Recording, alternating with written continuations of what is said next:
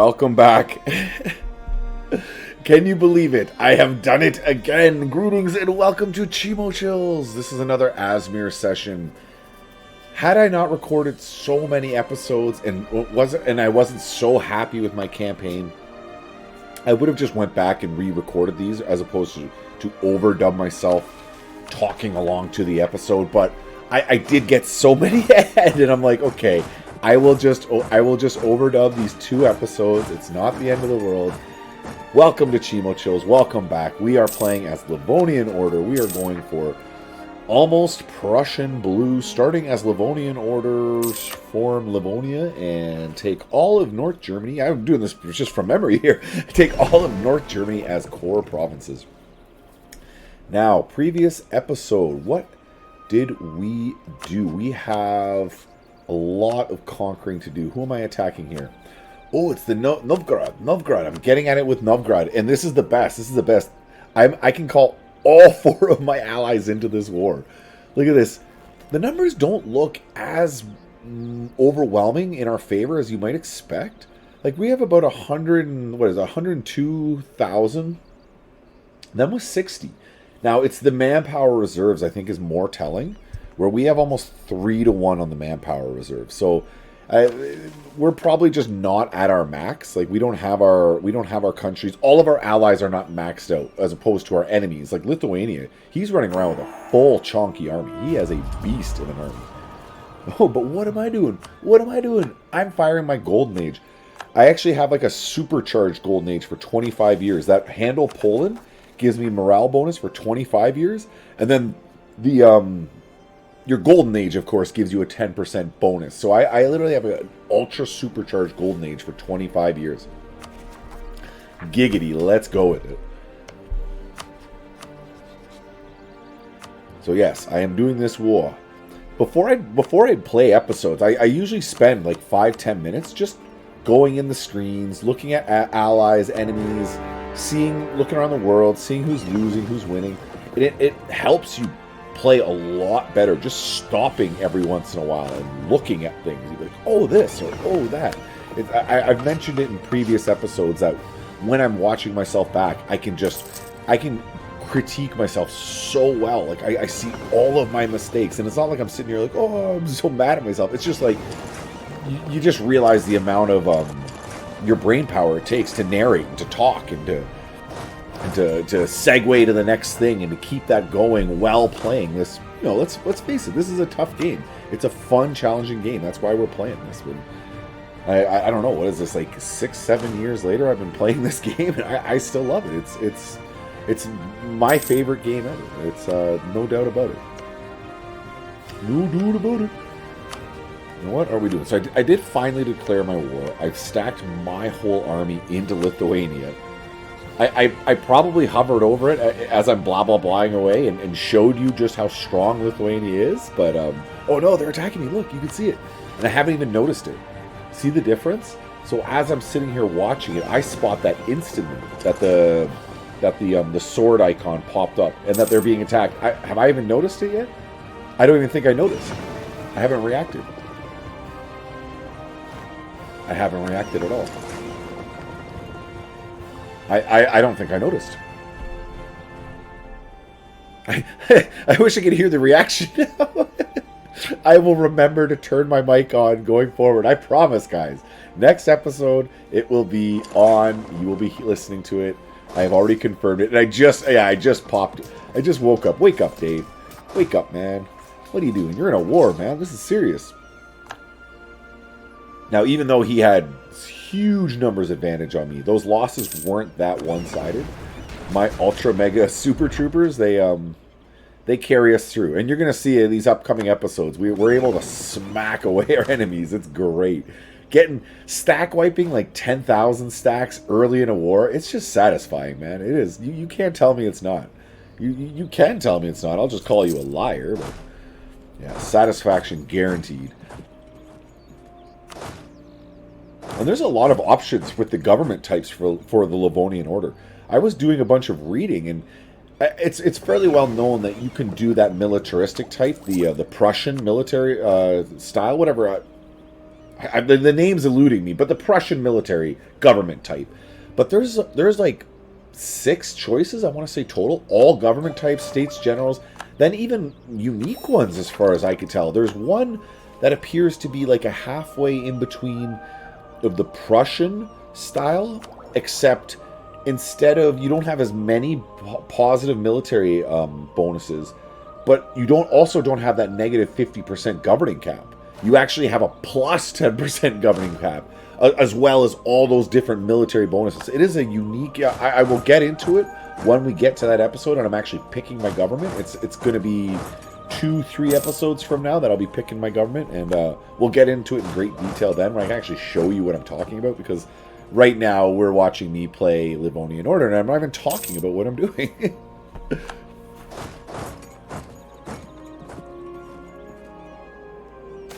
I'm not being any more cautious. I pushed right back into him, even though he smacked me away. The entirety of my army, he smacked away. I'm still small, right? Like look how small my land is. It's not super rich. I've devved it up, yeah. It's all past 10, but we're still in our infancy. We're still taking steps. We're climbing that ladder, okay? Now here, for instance, like I see my my Merc army not deployed. Like they're just sitting on that province. I mean, yeah, he's extracting cash, so it's not that he's doing literally nothing. But I would rather grab that perm stack and keep moving. Yeah, see, perm just joined on with him. Yeah, let's go, boys. I have the Russians next to me. I got Saxon. I got lots of support. It's different if you're by yourself and you're like, okay. Then you just pile. If that's the case, you pile everyone onto the fort. You don't even risk getting beat off of it. It's more important to win that siege and move on. But this is not one of those cases. We are fine. It's fine. The walls are on fire, but this is fine.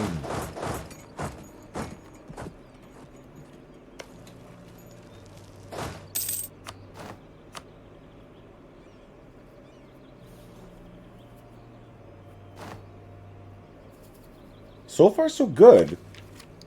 I haven't seen a single occupation of my land. I haven't even seen occupation on the Teutons' land. Like, the Teutonic Order seems alright. I guess just because I am right, it's almost like I'm in the way. I'm just grabbing the attention. I'm like, look at me, you know? And since I like, went right down into them and attacked them right away, I kind of forced them to focus on me. Or I'm completely wrong and they're fighting like Bohemia or something. Again, I don't have control. I'm just narrating away. So if I'm playing, I can just jump around and look and then talk about it as I'm doing it. As I'm narrating with you, I'm stuck observing. It's funny too, because when I watch other content creators, I don't know that I judge. It's not like I judge them like I'm judging myself. Like I spot my own mistakes. I'm not necessarily trying to do that for them as much. But I'm definitely judging. Like you can't help it. You can't help but, you know, be watching, comparing, seeing how they're doing.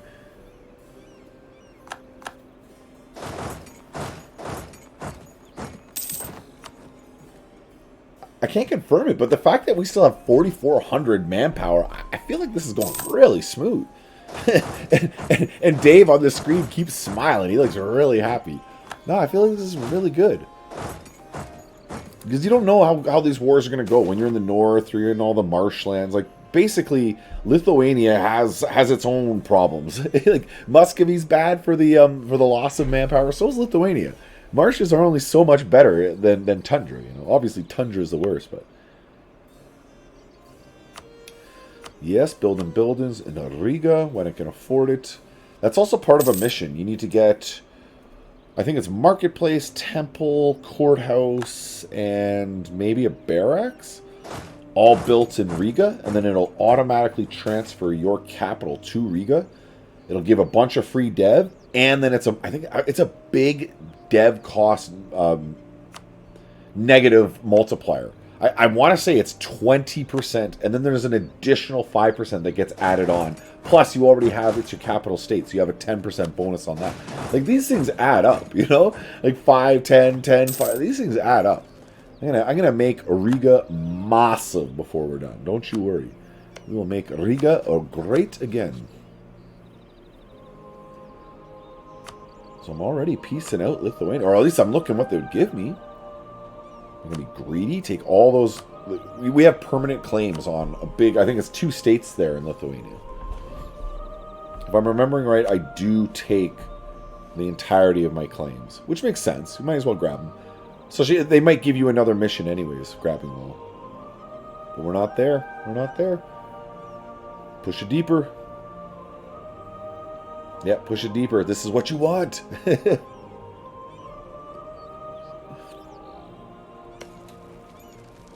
I was looking at the early piece out. Like I said though, I'm not losing the manpower. I feel like we're okay here. I guess because his rebel stack is rebel stacks popped up, and I'm just trying to avoid those guys. I guess I don't want anything to do with you. Peace on out. But as long as I keep my armies relatively small, we're not going to take massive attrition loss here. Now, who is this war actually against? This is Lithuania, Novgorod, and I want to say Sweden as well. So there's probably been a lot of fighting going on that I've just not been privy to. I've been completely ignoring as I smash Lithuania down. But it's a smart way to do it. And all of my allies are in the south too. So with luck, Muscovy and the Russian winter just chew up all of the northern enemies while we finish off Lithuania. I seize whatever I want, which we're gonna almost double in size right here. Or landmass. So Livonia, not in development, not even close to in development, but in terms of landmass, what you can see on the screen, we are about to double in size right here. I know you're excited. I can hear it. I can feel it. I guess I can't hear it. I can feel it. Yeah, up into Novgorod. Now I do want to grab as much provinces from Novgorod as possible. Yeah, I'm talking about it. I'm talking about it right there, about wanting to cut Novgorod in half. So I want to grab possession of these provinces. It's really important. And I don't mind that Muscovy has those provinces next to him. I don't want those provinces. I don't want an extended border with Muscovy, per se. I want to keep him as an ally for the time being. I will abandon him, yes, but for the time being, we want him as an ally.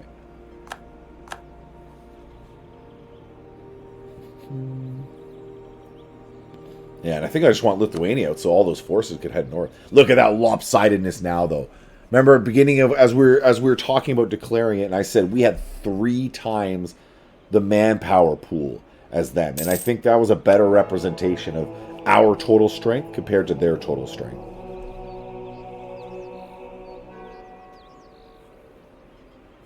Take the morale and another 10% of morale. We didn't have enough. We didn't have enough morale. We need another 10% through a Catholic. This Catholicism in this update is very strong. If you get big and strong and you can start rolling in all those cardinals and even get the papacy, very strong. Trabian. Whether I'll stay Catholic or not, I'm still not sure. I thought I had no option, being that you had to be Protestant or whatever to flip over. Now knowing what I know, knowing I can stay Catholic, I might. It seems kind of fun. Catholic Livonia, conquering across North Germany. You know, we'll see. Part of that will be, like, I'll just see how the Reformation actually pops off. And if it's a very strong Reformation, maybe we'll join. We'll just go with the crowd. We don't actually believe in any of it. It's like, well, I don't know. What's popular? What's everyone saying? That? Okay, that's what we say. That's how we're choosing our faith. That's how important our faith is to us. Like, what's everyone else doing? Okay, we'll do that too. That's fine. That's how we make these decisions. So I've got that line. I successfully got that line. I will be able to cut them in half. Yes, do it. Do it, Dave. Do it. I'm just looking if I could break up. I think I would want the 10% ducats if I could get anything. Not break up alliances. Because I can break up those alliances through Novgorod and through Sweden. I don't have to do it on Lithuania. Boom, core it up. Those were all permanent claims, so they're a little bit cheaper. 25% reduced coring costs. And time. So 25% faster as well. And then there was 2. Yeah, Lithuania has been chopped down to size. Lithuania is still a threat. Next time I fight him, he's not done. He'll still feel the big army, but it has begun. We could break up his alliances. We made him smaller. The only annoying thing is that he's going to get, if he's not already guaranteed by Muscovy, he will be guaranteed by Muscovy. So it just ensures that I have to fight Muscovy. It's not my fault, man. Muscovy forced this on me. If he just didn't guarantee Lithuania, I could eat up that country. Then again, Lithuania is not the campaign goal. The campaign goal clearly states I need to go to North Germany. And I just keep conquering North. Well, the plan is to get all of Scandinavia pretty much locked down. And my alliance is locked down. At that point, I'm so big, I can break up the HRE, or I can just take what I want from it, and me and my big allies can fight off whatever coalitions pop up. We'll see how this goes. It's going to be a relatively big campaign. I'm trying to do as many jump cuts in between. Sorry, not jump cuts in between. I'm trying to let as much time pass in between episodes. And I described this in the previous Asmir episode as I was just recording on the last episode. Go back one. Where I play less efficiently overall, but just to make the episodes more palatable, more entertaining, easier to watch. Because, like, you don't want to watch someone reducing autonomy. You don't want to watch someone going through screens trying to find a small country with cores that you can... Like whatever, just things that aren't necessarily entertaining, and you're not really learning from them. That stuff, I just try to do as much of that as possible in between episodes. So even at the expense of sometimes where I would declare wars, where I'd be like, wow, I want to declare this war, but there's nothing else going on for like 4 years. And I'll just be like, all right, screw it, and I won't declare the war. Maybe another country will go take a little one province minor, and I'll lose out on a one province minor. I mean, whatever, it's not the end of the world. But if I'm min-maxing, if you're trying to play best possible, then yeah, you would do that. But no, that's how I play. I try to save everything up for the episode, and then big events occur. I mean, I've had to even pass on PUs before, because I won't allow really bad or really good things to happen while I'm passing time. So it's not just like a really bad event occurs and you crash it. It's like, I've had unions. I had a personal union with France in my... Which game was it? I think it was the Everything's Coming Up Mulhouse campaign, where I'd switched to Kingdom, and I didn't even know they didn't have an heir. When I reset it, they had an heir. So some series of event occurred as I was passing time where he lost his heir, and then the king died right after. Within 4 months, it autosaved. So within a 4-month span, the heir had died and the king had died, and I just inherited France without even a war. No one was challenging it. It was just a free France, and I had to pass. I had to crash the game and get rid of it, because you can't have that. That's not okay. That's not cool. You go from one episode to the next. Like, wait a minute. What are you cheating? How the heck do you just get France as in a personal union? Like, that doesn't even make any sense. Like, yeah, so it goes both ways when I'm passing the time. I don't let the extremes occur in time passing. That's the only thing. Nothing else. I don't crash anything else. By random prestige pop-up comes, random stab pop-up comes, whatever. I let them happen. They're not the end of the world. I don't crash for that. It's only the truly epic stuff, like the personal union. I've had other personal unions happen too, but that was the big one. It was like a useless, some little HRE member, and I don't remember the campaign, so I didn't feel bad passing on that one. It was France. That was a tough pill to swallow. I was like, oh man, I had to sit there for like several minutes and think, how the heck can I explain this? Like, no, I would have to just say I was passing time, and that's so cheesy. Like, I don't mind people knowing that I passed time, but that I'm getting personal unions over like the second or third great power of the world? No, none of that nonsense.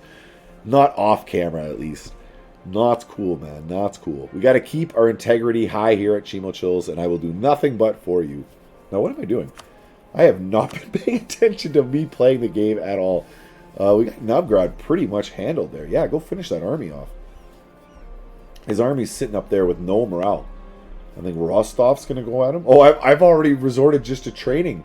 I ran all my guys back and I'm training. That's great. That's great. Oh, I like that. I like that. Why participate? It's just a game. Just relaxing, guys. So what am I talking about here? I pieced out Sweden. I took Åland from him. I became a great power. Yes, I was a little early on my grunt, on my great power grunt. Have some coffee, Dave. You've earned it. You are a great leader of a great nation that is officially a great power. How great can it get? Let's keep making it great again.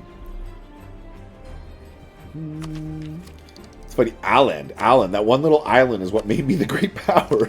Like, whatever could do it, Åland, the island of Åland, was the straw that broke the camel's back, as it were.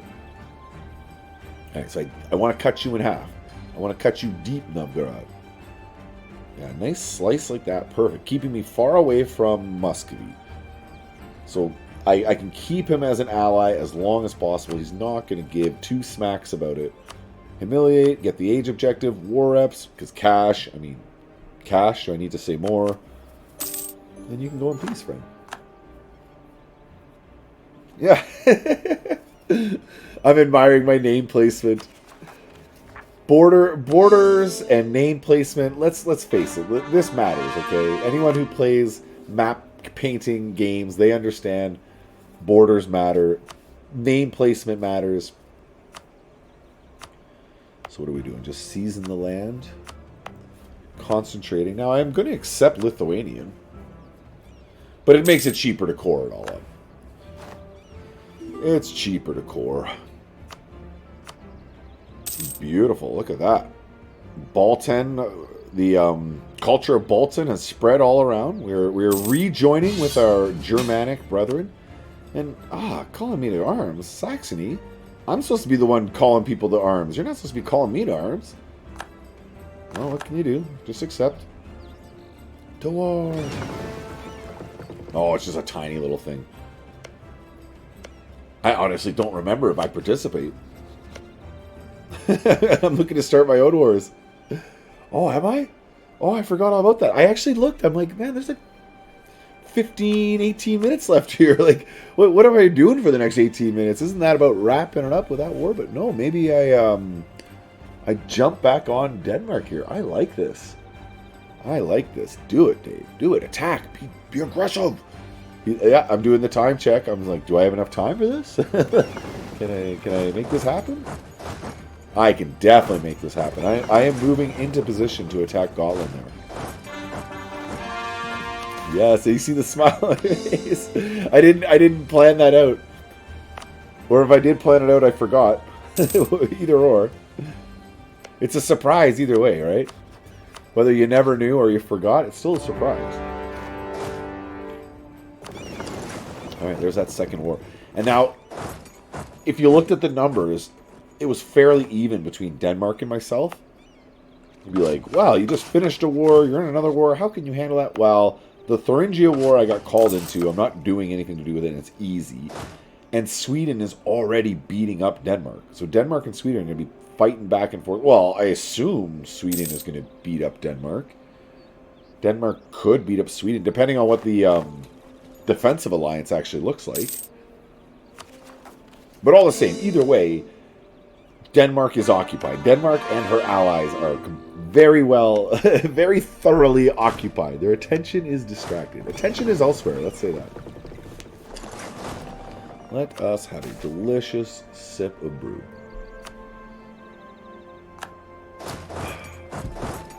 Alright, how are we looking? Lorenz, Nolken, headed north.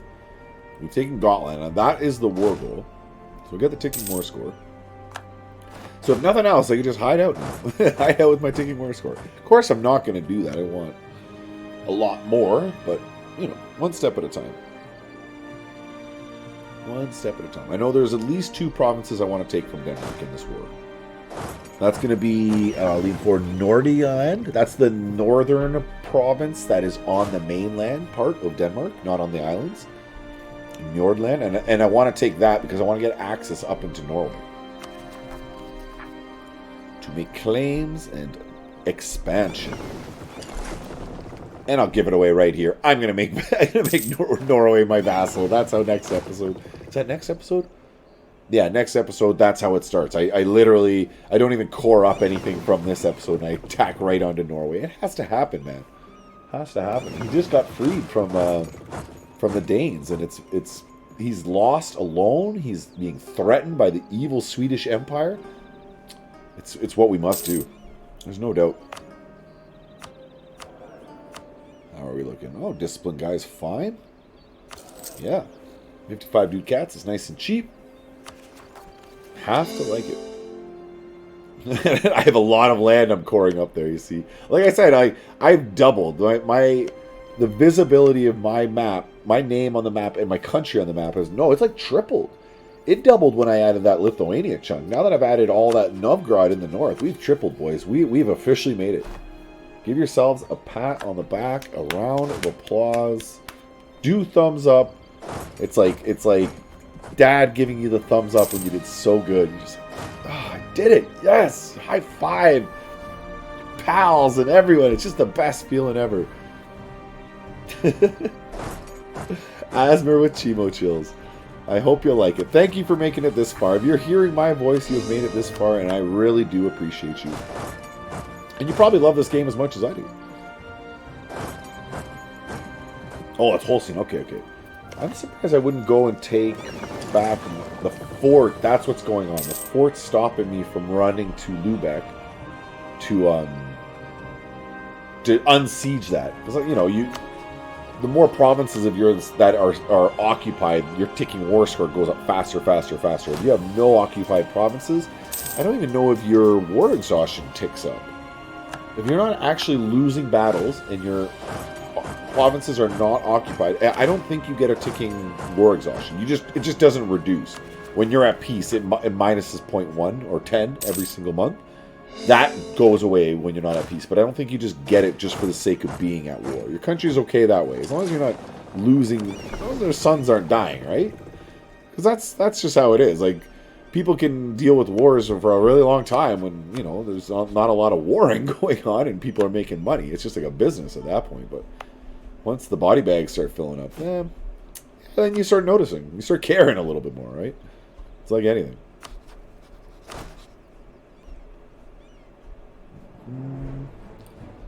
I'm not at my force limit there, and I have 10,000 reserves. I'm not sure if I'm trying to save my manpower, or if I'm just not noticing that I can build it. It's more likely that I haven't noticed that I can build it. Going back to me just trying to keep the episodes flowing and going and advancing. So I don't want to stop and like, oh, what's this? What's my force limit now? What's this? Can I reduce autonomy? Those things just break up the episode way too much for me to do. All that stuff's done afterwards. All of it.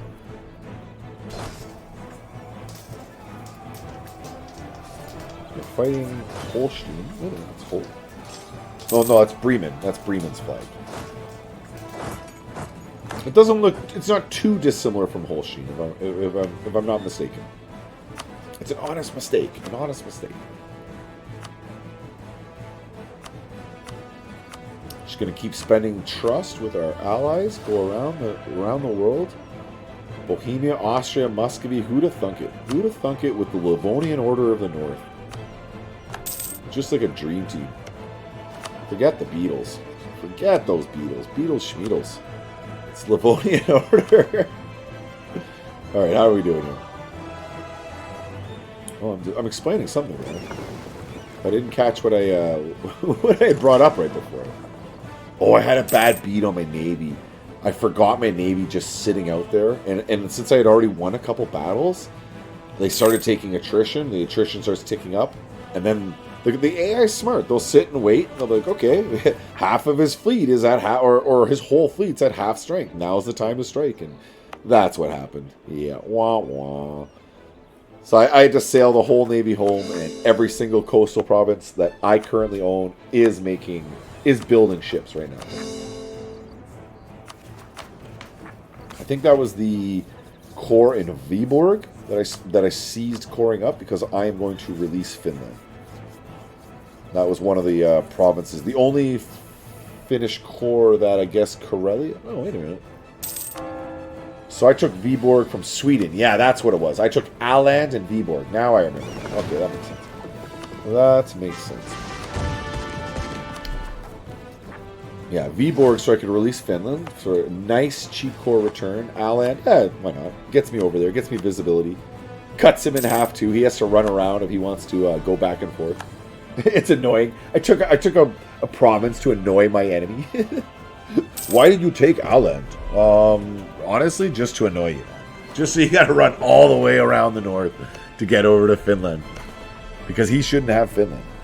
Sweden is definitely not the rightful ruler of Greater Finlandia. Finlandia must be free. That was a fun campaign. Crossing the finish line, I had a really fun time of that. And I've seen, it's interesting, I looked at some other people's after-action reports, and I know other channels are doing Crossing the Finish Line. And they're having a harder go at it. Like, these guys are going down through Iberia, or going all the way around through Persia into, like, what is that? Hansa? Not Hansa. The name's just totally eluding me. Down in the Persian Gulf. Not the Qatar, whatever. It's totally eluding me. Hormuz. Down through Hormuz. They go all the way around there just to avoid fighting the Ottoman. I'm like, check out my Crossing the Finish Line. I smash the crap out of the Ottoman. I slice him in half. A nice, beautiful, thick finish line right down. And I mean thick, boys. If you like it thick, check it out. It gets no thicker than that. All right, we need a new heir. These are always so... You have no control over it. I mean, you pick which of these options, but you don't know what your pips will actually be. There's probably some kind of an equation out there in the code. You could look at it and figure it out, but it's... Can't be bothered. You just figure out what I want. So it's nobility. Yeah, nobility, loyalty is what I want. 043, whatever. Could be worse. Nice thing about these guys is they usually become heirs and rulers older, so they don't hang around as long. You don't actually have to deal with them as long. Hey, some missionary strength, don't mind that. Missionary strength is good with me. So we're still slowly, painfully working on replenishing that navy. Oof in the chats, boys. Oof in the chats. That was nice. That was 24. 0.24 ducats per month. That one building was. I must have just devved that up.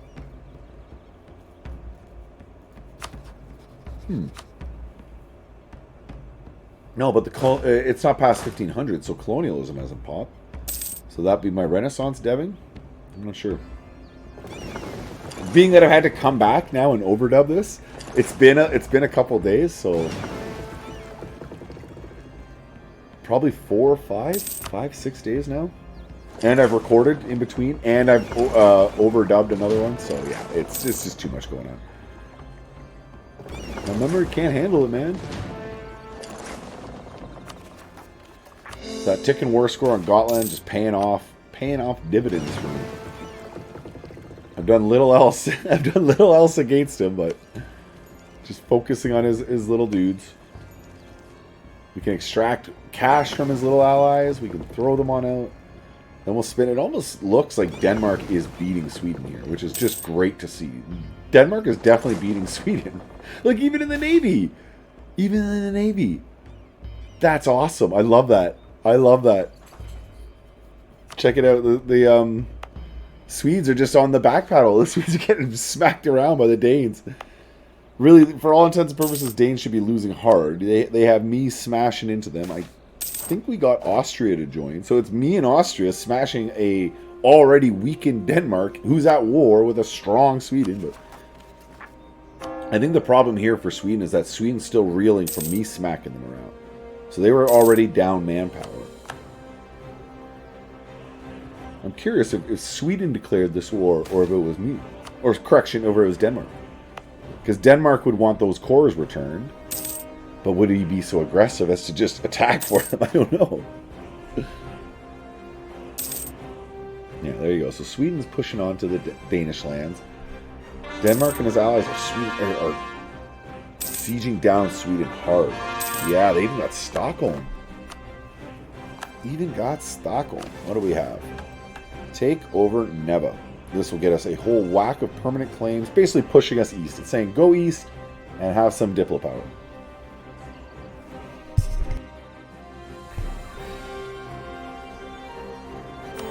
Take it. Take it. It gives you Karelian as an accepted culture, which is like, whatever. Like, game start, there's barely 20 Karelian dev on the map, you know? Like, there's barely enough to, if you have all of the Karelian lands in the world, to even accept it, because you have to have 20 to even make an accepted culture. There's barely enough to form that. So, getting it as a free gift, I'm quoting right now if you could see me, yeah, it's only okay. It doesn't cost you anything to undo it as a an accepted culture, so that's okay. You just get the negative balances to their happiness, but who cares? Like I just finished saying previously, there's no Karelian people around. None. Nothing. Cousins to the Finns, the Karelians. The language group is related to Hunnic, apparently. It's like Estonian, Karelian, Finnish. All of those are linked with Hunnic.